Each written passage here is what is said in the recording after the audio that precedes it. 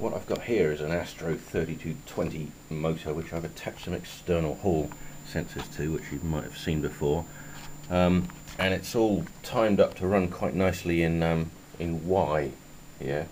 So I've got the whole stuff set up, and we'll run it up in Y.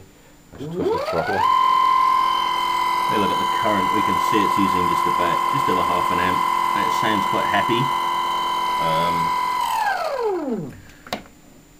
But if I then configure the motor in delta, it's not quite so happy with the timing, as we'll see.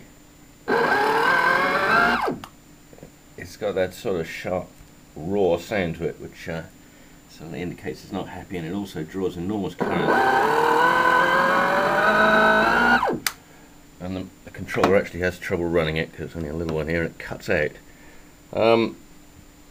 But we can fix that electronically with this timing controller here.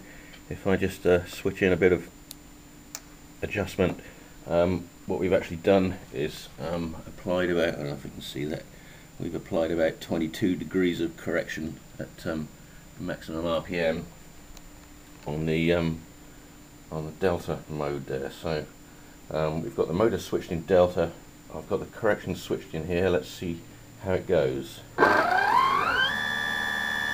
And we can immediately hear the motor runs a lot smoother there. If we look at the scope trace, we can see the 20 degrees of advance that we're applying electronically. And I'll look at the current meter just to prove the motor's a lot happier. We've got about 4 amps there, whereas previously we were looking at like 7 or 8. So and we'll just go back to the previous mode. I'll take the electronic correction off, and we'll run it again. And you see we got that horrible noise and an enormous current, and the thing actually fails just to prove that there's no correction on there. We can see it in phase. I'll apply the correction again. Okay.